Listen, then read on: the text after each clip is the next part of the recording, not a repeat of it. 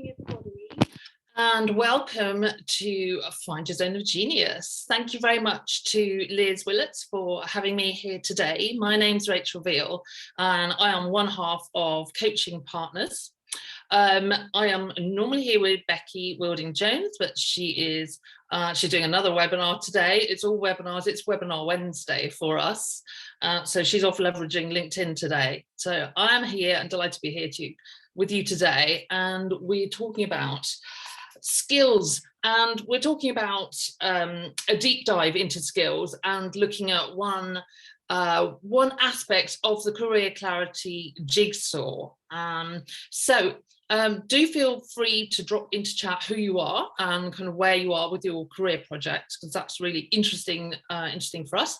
And if you have any questions as we go along, you can drop them in there, or you can raise a hand. If I don't get to all questions as we go, then I will pick those up after I finish this workshop. So let's get going. So today we are looking into skills. This is me, and that is Becky, and what we do is we support women returners and career changers who are looking to get back to work or to start something a little bit new. We're big supporters of the career pivot. And this session today is a really nice one if you're thinking about a little bit of a career change, a little bit of a career pivot. If you've got stuck thinking about how on earth do I return to work, there's been a bit of a break there, because as you know, it's really important to get clear on your skills. So what will we look at? Well, in this brief workshop, we'll look at why skills matter. I'm introducing the skills zones, and then we'll talk a little bit about this zone of genius. It's a very exciting way of tapping into your innate skills, what makes you special, what makes you you, and how you can use that in the workplace. So today's goal is to help you define your own unique skill set. So why skills matter? Well, this is about talents or skills and why this is really important. Skills identification, skills matching is a really big part of selling yourself. And that could be on paper, so it's your CV, or on screen, it's your LinkedIn profile. It could be your in-person elevator pitch when you're trying to sell yourself to others. It could be in an interview situation. So, in the job interview itself. So as part of this, developing your brand and your unique selling points in the marketplace, and so that you stand out. So it's really interesting, as I say, for the job search process.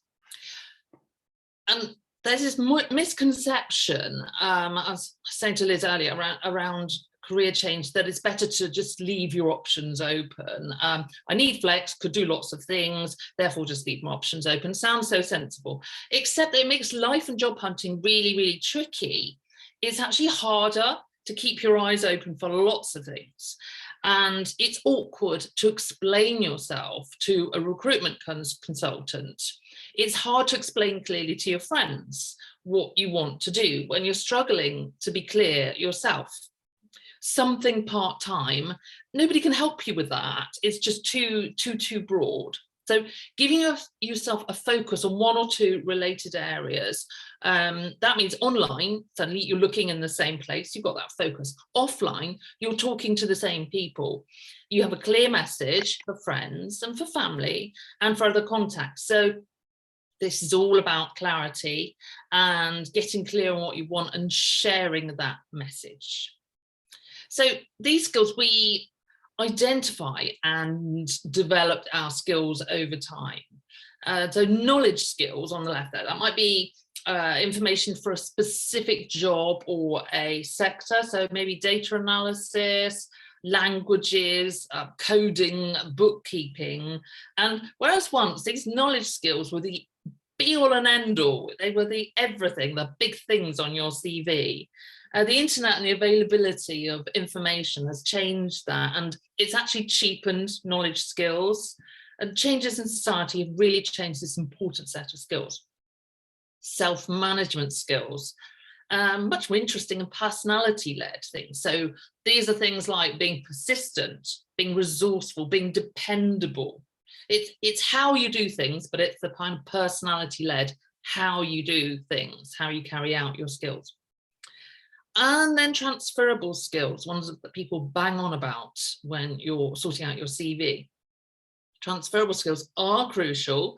They are things like creating, organizing, analyzing, reporting, and these are just, but you know, are these just kind of learned skills, or run-of-the-mill skills, or you know, is there something deeper beyond this that we can look at?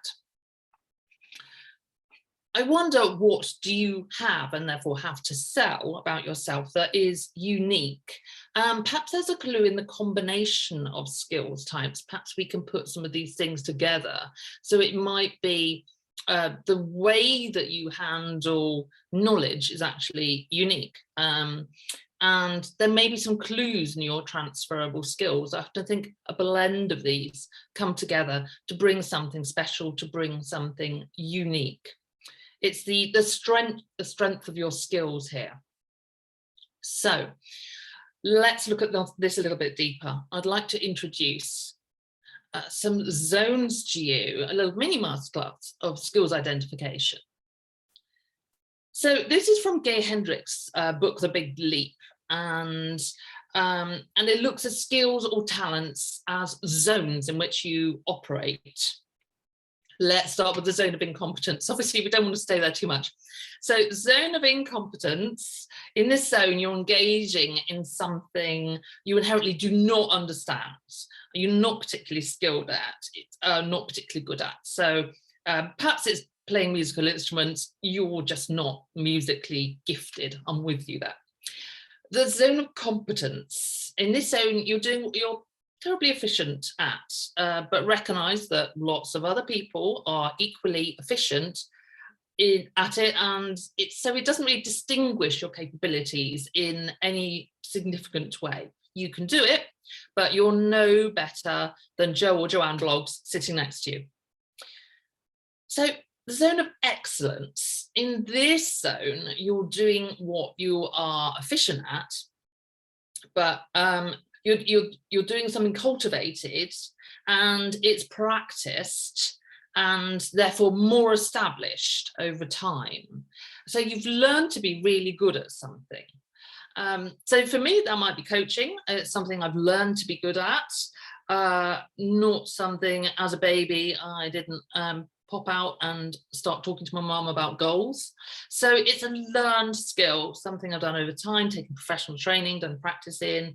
So that might sit in a zone of excellence. So, and then the zone of genius is above this. So in this zone, you capitalize on your natural abilities, so innate abilities rather than learned ones.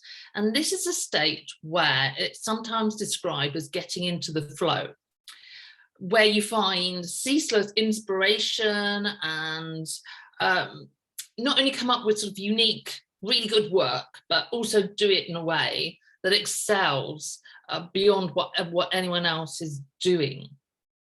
I was exploring the zone of genius with a recent client, help her construct her elevator pitch, and she was incredibly organized as a person, huge planner, and loved social events.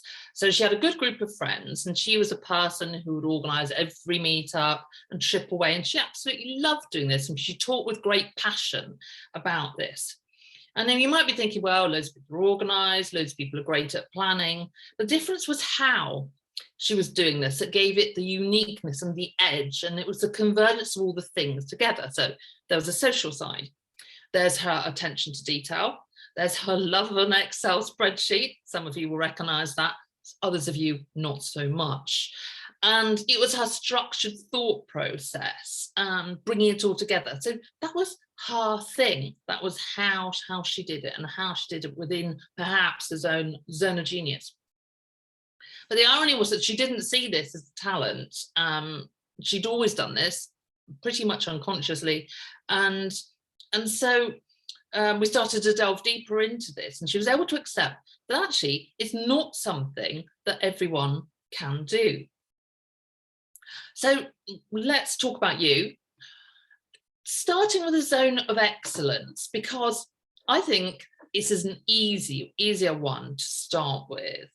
I'd like to go through a few questions, and you can scribble some stuff down. It'd be great if you could jot some ideas into chat, and let's have a little think about your zone of excellence. So this is where a lot of people spend their time, even their entire careers, and it's relatively easy to determine.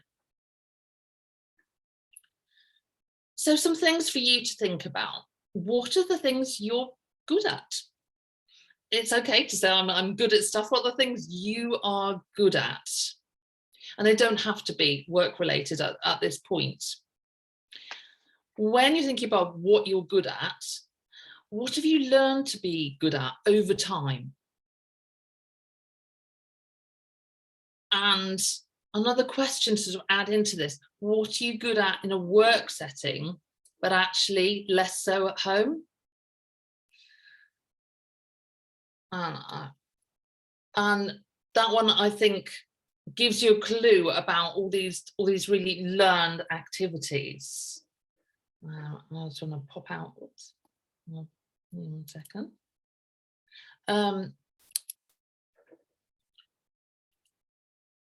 So tell me what you're good at. Liz, setting goals and following them through. Okay. Useful in your line of work. Yeah, I was going to say the thing I'm not so good at, I've got more patience at work than I have at home. That might be small people related. Possibly. What about the rest of you? What are you good at? There's also sort of classic ones that come up. Oh, that's interesting though, Lucy. Listening and understanding people. Fantastic. So that's empathetic skills, and really, really useful in a work situation. But perhaps you feel honed through something that you've done, either through family situations or through work situations, and therefore gets you to that sort of state of excellence. We all know many people who never develop those skills of listening and understanding. What do you think is the standard one which often comes up that people put into their zone of excellence as something that they, as a learned skill at work? Supporting others as another sort of empathetic skill. Yeah, when we learn how to do that, and how to be there for others. I think the sort of classic one is organising. That very few people are natural born organisers. The majority of us learn to do it in a work situation because we had to. And once you learn to do something, you get better at it, you find your little systems and ways of doing things. And that's not to say that organisation couldn't be in your zone of genius. It could be. It's likely that there's something particular about your means of organisation. Just like the client I was talking about, the way in which she was planning, she was doing the planning process was specific to her. She had her systems in place. It could be there. And if it's kind of run-of-the-mill organising stuff, getting stuff done, it's like that's a learned skill, really useful, but it's stays within the zone of excellence. Let's pop back and see if we can sort of take that one further.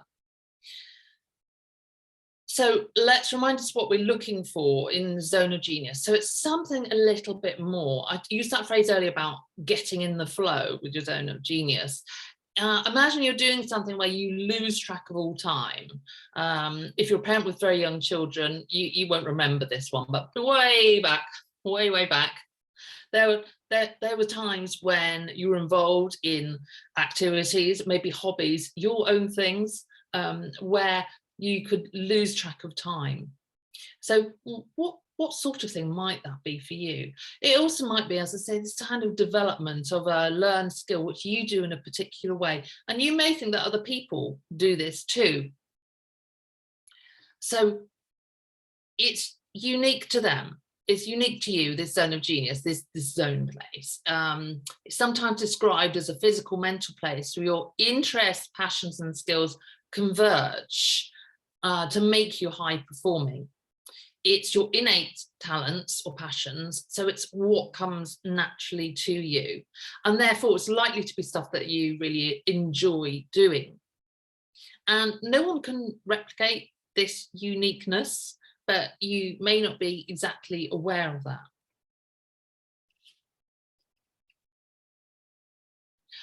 I think it's a little important not to be thrown by the word genius. And I'm often thrown by language. And so if it throws me, I change the language. So if genius, the word genius terrifies you, that's okay. Just take a step back from that and think, well, what sort of word would work for me here? Higher level abilities. It doesn't roll off the tongue so well, but you know, if that works for you, then use higher level abilities. Enhance natural strengths, whatever works for your mindset. It doesn't have to be too high, too lofty in this genius space. So these questions here, these are about tapping into something a little bit deeper than the zone of excellence. So zone of excellence, you may often be working at work in this zone, and that's great. You're doing really well there with learned skills. Zone of genius. So have a think about these ones. When do you feel most alive and energized? What are you doing when you feel this way? What are you thinking when you feel this way? What are you feeling? How are you doing this? Often it's getting into the hows where things feel a little bit different. Another one, when you join a social work group, what's the unique thing that you bring to the group or to the party? What's the unique thing that you bring? And we have several people who identified empathetic skills. It may be that there is something more in there. It may be something in those empathy skills that they are not merely in the zone of excellence, but there's something beyond that. The way in which you listen to people, what happens next when you've listened to them, when you've heard them, what can you do with those listening skills? How do you then turn things around? What work do you do that doesn't seem like work? And when you're occupied, what is the ratio of productivity and satisfaction to the amount of time spent? And what produces the highest ratio, productivity and satisfaction to the amount of time spent? A bit of a mouthful, that one, but it's thinking of activities, roles you take on, tasks that you do that give you a great amount of satisfaction from being in there. So zone of genius, I think we get clues from the zone of excellence, but sometimes we have to work on that a little bit further to pull out the actual sort of genius role. And as I've indicated, that the sort of irony with all this, to the most common barrier to owning your genius is that it is things that come naturally to you, and therefore you often don't identify them as really great skills that you have. As most people don't even see it, and they keep pushing and perhaps trying to improve their weaknesses. This is something culturally it's ingrained that we should always work to improve our weaknesses. There is an argument for saying, well, actually, perhaps we should be outsourcing our weaknesses where we can, perfecting and honing our natural talents, because that is going to give us the most joy. That's where we're going to be most successful. And if we can harness that as a work capability, you can see that can be really fantastic. So ultimately, it's about identifying what comes naturally to you and then capitalizing on that, rather than identifying what has come naturally to other people. and trying to teach yourself those skills. I don't know if you're like me and you have those emails dropping in your inbox with all those interesting things and systems that other people do to be super productive. Oh, there was one recently where this guy gets up at 4 o'clock in the morning every day so he can do some meditation and then some journaling. And then some intense sort of reading and thinking and all the rest of it. And to the horror of parents everywhere who are thinking that's our precious hours of sleep before we get up, and we have to get everyone breakfast and dressed and out the house. Journaling just doesn't happen before breakfast time. But that's somebody else's system, and that works fantastically for him. So that's great. But perhaps we shouldn't seek to emulate, because we're not all wired in the same way. What works for one person doesn't work for the next. So instead of copying and emulating other people's genius, we really need to think about our own and get in touch with our own genius and our own skills.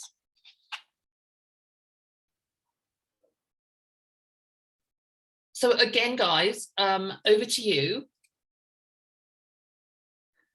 It's a trickier one, but where do you think, if I was to give you a $5 right now for identifying your zone of genius, you might want $10, I don't know. What would you say that it just might be, if you had an inkling of what your zone of genius might be?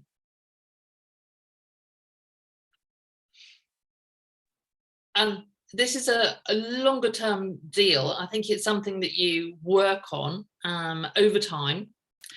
And you start with some ideas, you can start with your zone of excellence. You might want to go back, start with your zone of competence even.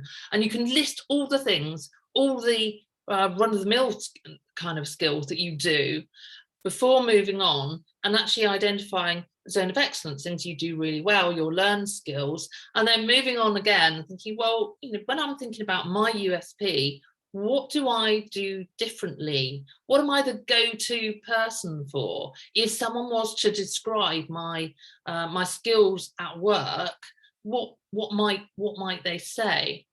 And from this, you can get an inkling, you can get an idea. Is it something that started in the zone of excellence that you can pull through further and explore? Working both within the zone of excellence and working within the zone of genius, you'll find stuff that you enjoy and things that you're really good at. And there's nothing wrong with sticking with the zone of excellence. That's a good place to be. We're just saying there might be something more to that, and it's worth exploring what you do and breaking down. Often people who are terribly successful are able to in this are able to explain succinctly what they do and the systems that they use to get results. If you can do that, you can often tap in to this kind of genius zone. So Anne was saying organizing events and communication. Absolutely, that could be some genius there. And I'd say it's to do with, it's not the what, it's the how. Again, it's the how you do it.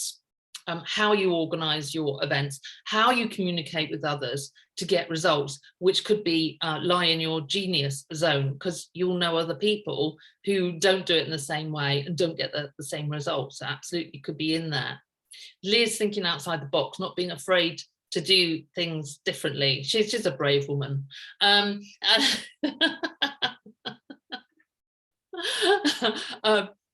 Yeah. Again, and it's in the how.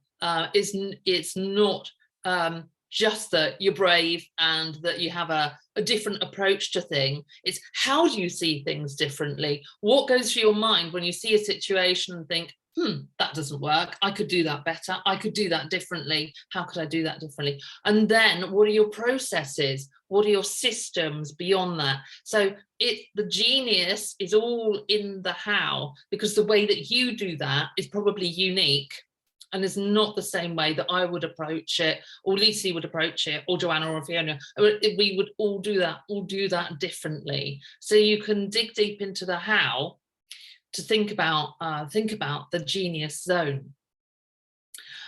We do a lot of work on clarity, or I like to call simply getting clear on your career. As I said, it makes things easier. It makes the whole career project stuff an awful lot easier if you can get clear first. Let me share briefly again. Come out again.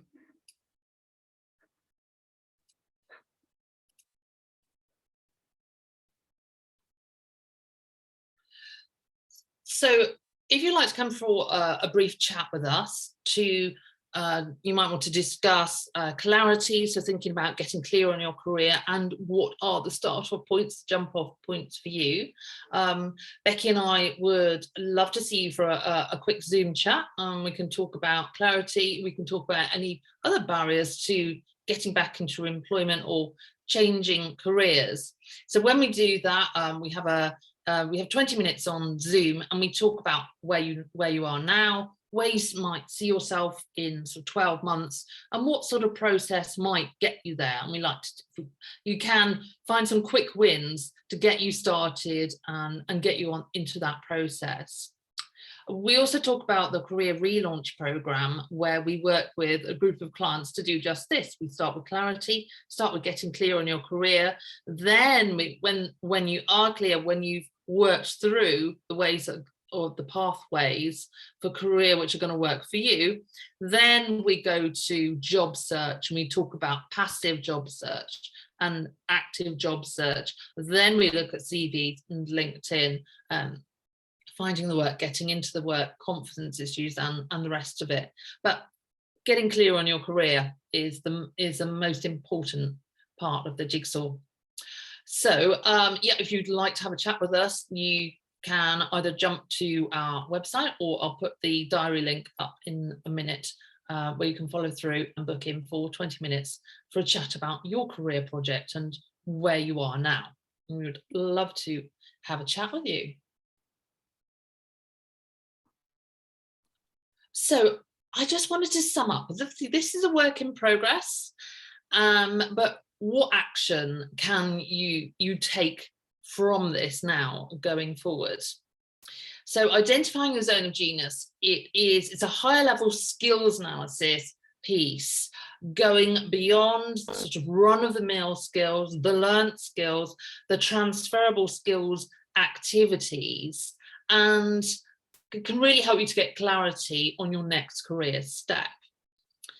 So what action can you take? Reflect on your zone of genius as you think about your next career step. Work in all those zones, break down competence, excellence, genius. The language doesn't work for you, change the language and make it work for you. You can use it to continue to define your own unique skill set, your USP, for marketing yourself and your skills in the marketplace. You can use it to help write up your written marketing pieces, your CV and your LinkedIn, and to take a considered step forward. You can use it to design your career around your natural abilities, things that you will enjoy. Most of the women that we talk to who are kind of mid-career, midlife, they don't want to just trade time for money. They're looking for meaningful work to make it worth the disruption, worth the juggle. They're looking for something meaningful. So if you can design your career around your strengths, around your natural abilities, this goes a long way to help you with that. That's about creating a role for the long term in which you will flourish, which is a pretty good end goal to have. So those are actions you can take going forward. This takes a little bit more work, a little bit more reflection, but I hope you've got some ideas and some sparks now that you can go off and think about in terms of your own skills. The other thing I wanted to leave you with is the discussion, again, Liz and I were having at the top of the session, that you don't lose your skills if any of you have had a career break or a little bit of time out, or your career has gone a little zigzag shape, which they do sometimes. You didn't lose your skills. You still have all that value, and you should be marketing that value to others. This is an extra piece. This is about self-understanding for your next step, but you have huge amount of value in the skills and experience that you've built up to date throughout your career, whether or not you've had a career break, and you should always be capitalizing on those skills. They don't go away, and they're not diluted by having a family or by having a career break for any reason. So that is my thought for the day. Okay, I'm going to stop that share and stop recording.